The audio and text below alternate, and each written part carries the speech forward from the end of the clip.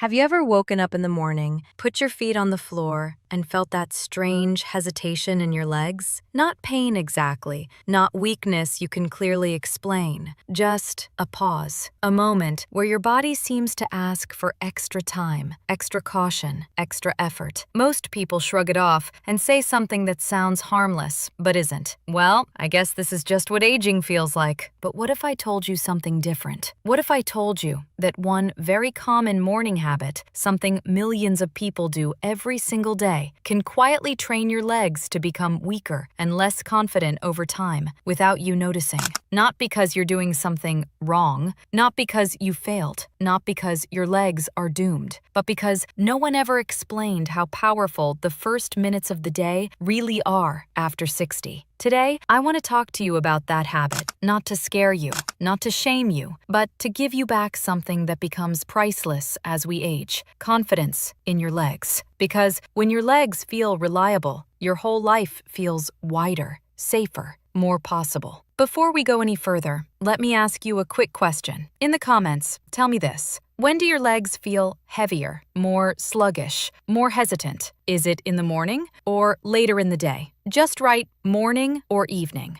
I truly do read the comments, and your answer helps other people realize they're not imagining it, that they're not alone, and that there's a path forward. And while you're here, if you care about staying steady, independent, and confident after 60, tap like and subscribe. It helps this message reach people who are quietly struggling but don't know why. Now, let's talk about what's really happening. As we age, the body changes. That's not failure, it's biology. Muscles recover more slowly. Nerves transmit signals a little less efficiently. Circulation often needs more time to fully wake up, and that's why mornings are the most delicate part of the day. After hours of stillness, joints are stiff, muscles are cooler, balance systems haven't fully switched on yet. Your legs are awake, but not fully online. So, the first 10 minutes after you wake up don't just start your day. They teach your nervous system what kind of day it's going to be. Your body is listening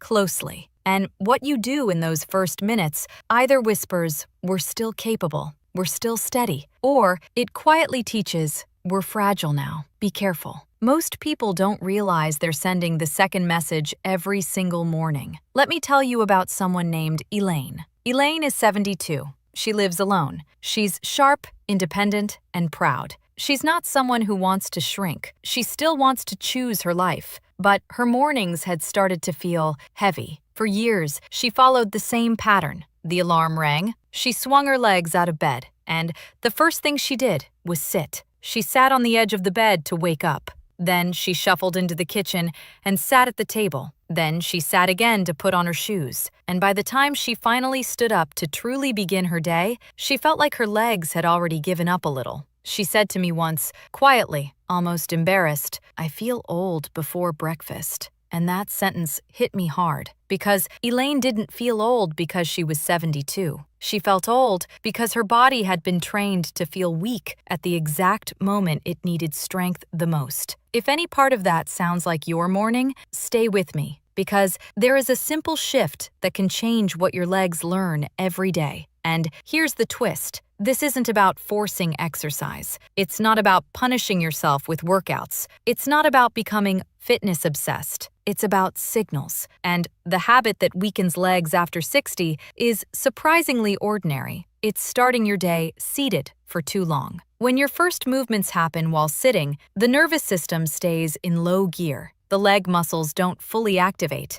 Balance reflexes stay cautious. Circulation is slower to wake up. Your body stays in safe mode. And when that happens every morning, your body adapts. Quietly, not dramatically, not like an injury, not like a sudden collapse. Just enough that months later, you tell yourself, "My legs are getting weaker." But what's really happening is something more subtle. Your legs are becoming less responsive because they stopped receiving the message that they are needed early. So standing starts to feel harder. The first steps feel uncertain. Stairs start to look taller. You find yourself reaching for counters, walls, railings, and then something even deeper changes. It's not just your walking, it's your mind. Because when your legs feel unreliable, you don't just move differently, you think differently. You become cautious. You start planning your day around chairs and just-in-case moments. You hesitate before leaving the house. You avoid uneven ground. You stop walking as far. You stop moving as much. And sometimes, you don't even notice it happening.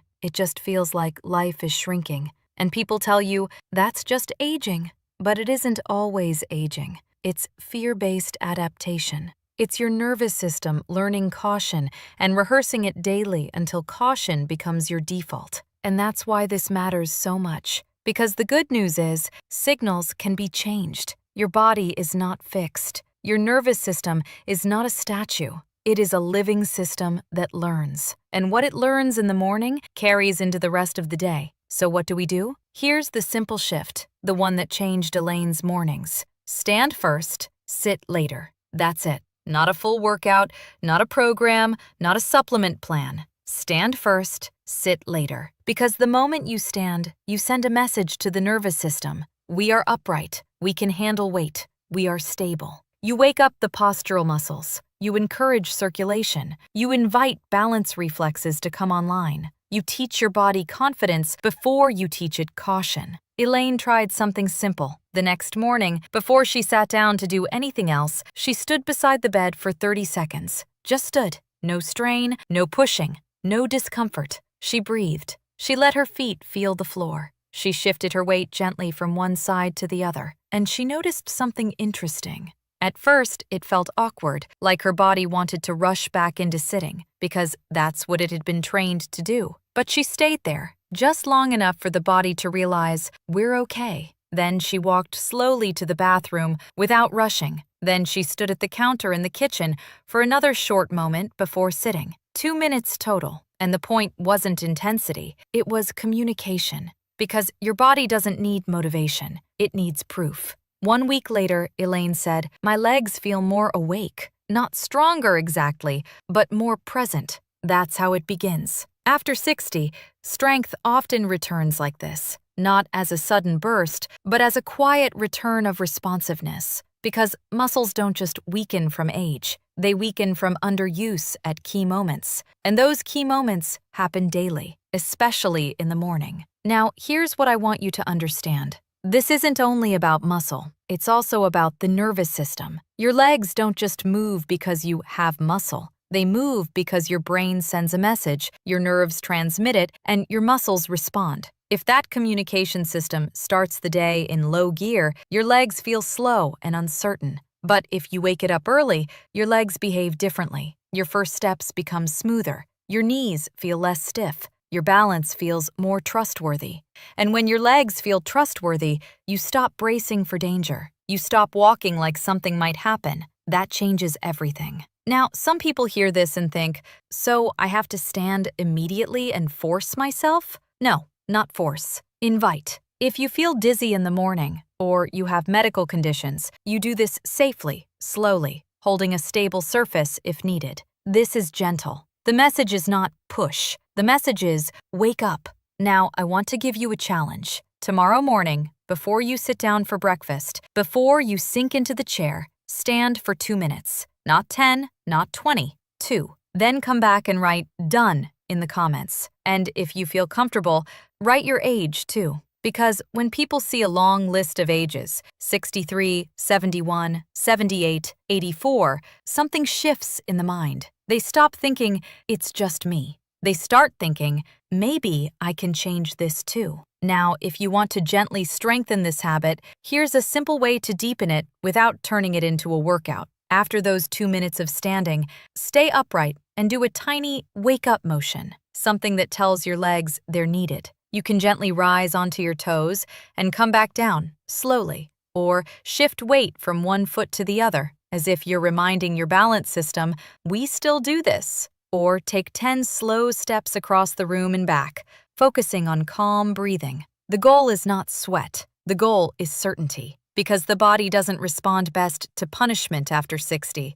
It responds best to signals that feel safe and repeatable. And the reason this works is simple. When you start the day upright, you wake up circulation earlier. You warm up the joints. You activate the stabilizing muscles around the hips, knees, and ankles. You remind the body we still support ourselves, and that one reminder, repeated daily, changes what your legs believe. Now let's talk about what happens when your legs start feeling reliable again, because this is the part people don't say out loud.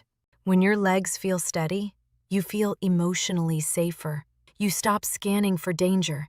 You stop thinking about every step. You stop living as if your body might betray you at any moment.